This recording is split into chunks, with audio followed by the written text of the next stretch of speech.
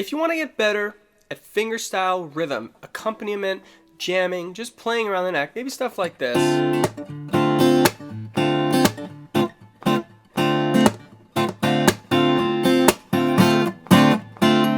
Something like that. You're in the right place. This is a video series that is going to take you from something super basic to something more along the lines of what we just played. Something funkier, something more complex, something more interesting to listen to, fun to play, something that's going to hopefully help you play guitar better, more the way you want to, whether that's in jams, in your own songs and songwriting, or playing like acoustic gigs, or even playing along with a drummer, playing with other musicians. It's going to be set up into a couple of different videos. I do that on purpose.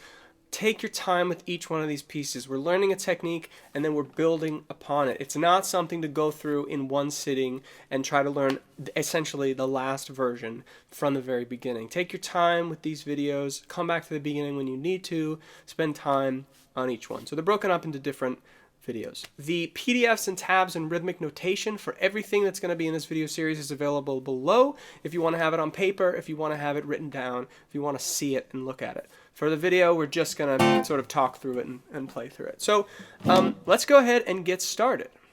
You don't have to play a bar chord. I'm going to play a D minor 7 because I just think it sounds great. It's fun. I'm going to go ahead and do that. You could play, an open D minor over here or a C or something like that. I'm going to play this bar chord because it's going to give us a little more flexibility in the future to expand upon it. So let's get started with part 1, a simple backbeat. This is going to incorporate a rhythmic backbeat and the basic harmony of the chord, which is just carrying the chord and the notes and the accompaniment to the song. Okay, so all we're going to do is we're going to play on quarter notes. 1, 2, 3, and 4. We're going to play a grab on beat 1 and 3 and a backbeat on beats 2 and 4. So what that's going to sound like is this, and then I will get into the details.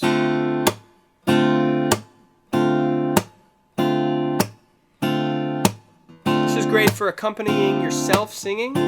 You could even play with a drummer and a bass player, a keyboard player. Very, very versatile pattern, and it's very simple. There's just a few pieces we'll talk about. So the first one is the grab. What does that mean? Well, basically, pinching in fingerstyle is a very common technique where you play 2 strings at once. You play the bass note with the thumb, and you play one of the more harmonic, melodic notes with one of these 3, sometimes these 4 fingers. And so you could pick something simple like the thumb and the index, which in this D minor 7 would be the 5th and the 3rd string.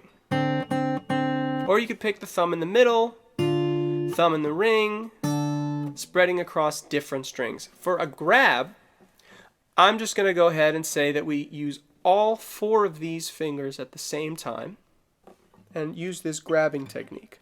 Now you can grab 5, 4, 3, 2 or 5, 3, 2, 1. Both will be sounding good, just slightly different. 5, 4, 3, 2, 5, 3, 2, 1. A little bit brighter with that one, with that high E string.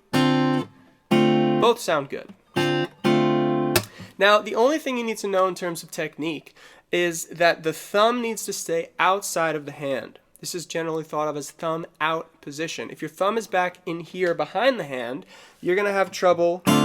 It's going to get all caught up. Now, this is kind of a popular way to play more traditional classical fingerstyle guitar, but for a lot of folk playing and more contemporary styles, the thumb out position is overwhelmingly more common. That's what I recommend. That's what I play.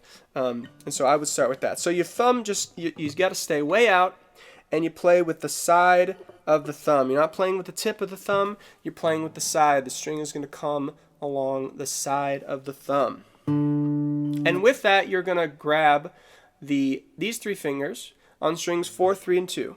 And you're going to avoid a strumming motion. You don't want to get this sound from your forearms, right?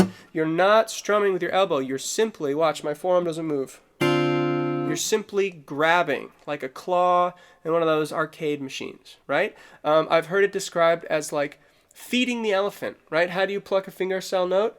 You feed the elephant. That's how an elephant eats with his trunk, tucks it right up in there. That's what you're doing with these 3 fingers. You're just bringing them right up in, and you're plucking the strings on the way. And when your thumb stays out, you don't get all caught up in here. Everything works apart from itself. So I'll bump my thumb a little bit into the first finger, but I'm definitely not going back here. I'm staying out.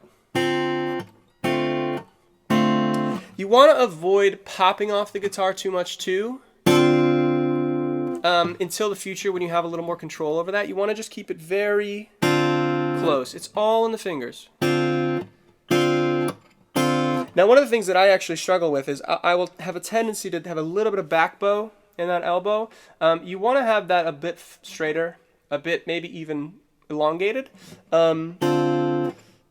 just for how your muscles work and what's not going to cause you pain and injury, and just have you, set you up for a good lifetime of guitar playing. So that's something I actually work on. You'll see me bend back a little bit sometimes, but we really want a more straight arm, or maybe even a little bit of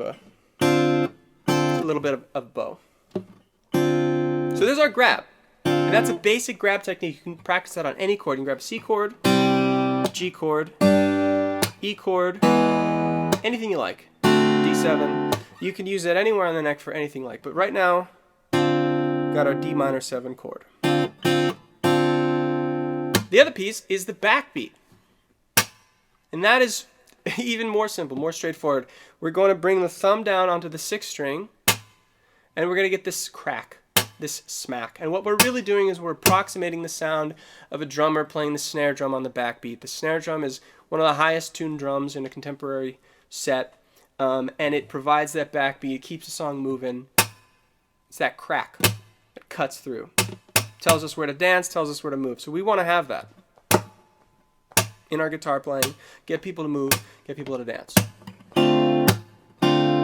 Now the way to get it is, again, it's specific. We don't want to be strumming down to it. We don't want to be bringing our arm in like that.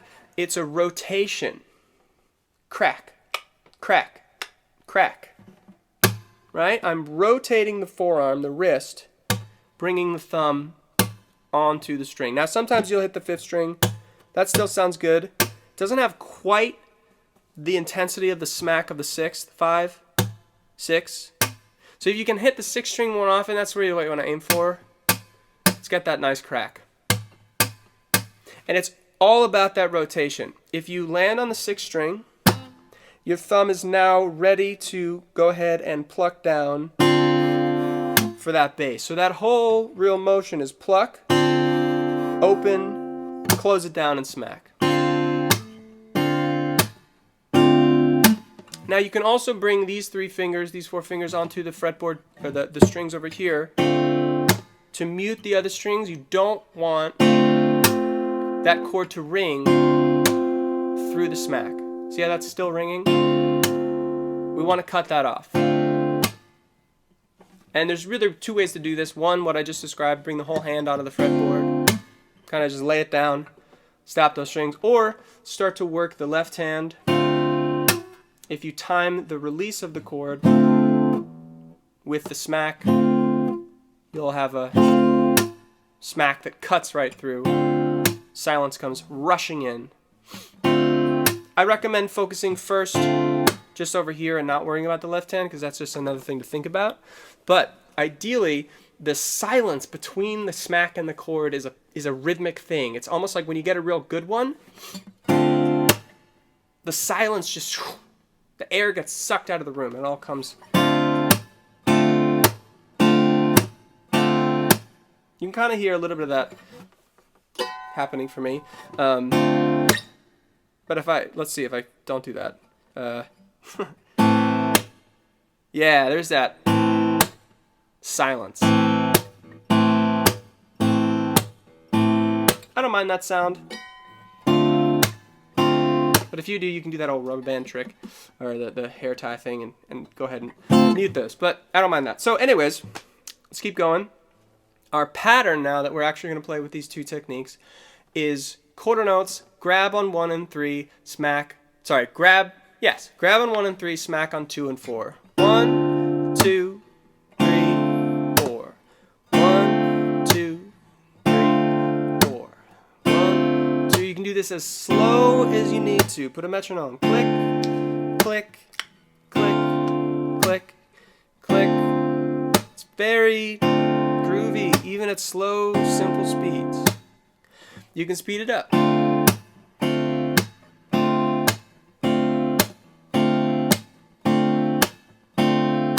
can practice on different chords. G. Maybe you know some folk kind of open chords. D over F sharp. E minor. Lots of different stuff you can practice on. You can apply this to your own songwriting, your own jamming, your own versions of songs you love, acoustic versions. You know, you're playing an acoustic gig, maybe you're just jamming with a drummer or a percussion player or a bass player, and you want to add a little bit of that backbeat, a little bit of that percussion too. This is a great pattern for it. So, to review, we just have a basic grab technique, which we discussed. We have a backbeat technique, given that percussive snare drum sound, and we put it together 1, 2, 3, 4 on quarter notes. 1, 2, 3, 4. 1, 2, 3, 4. And that's it. That is version 1 of our fingerstyle playing. The next one is just going to take this and it's going to make it a little bit more intricate, a little bit more complex. Each next level will do that. We'll add one more element or add something to make it a little bit more complex. So I highly recommend, if you like this, if you enjoy this, come with me on this journey through all these different fingerstyle ones through my video series. You can check that out. And again, if you want to see this stuff written out in tab, the rhythm notated, the chord charts written out, go ahead and check out the PDF in the link below. I think, you know, if you want something in your hands or you want to see it on a page, that might be helpful for you to check out. Thanks for watching. If you enjoyed the video, please like and subscribe, and I hope to see you in the next one.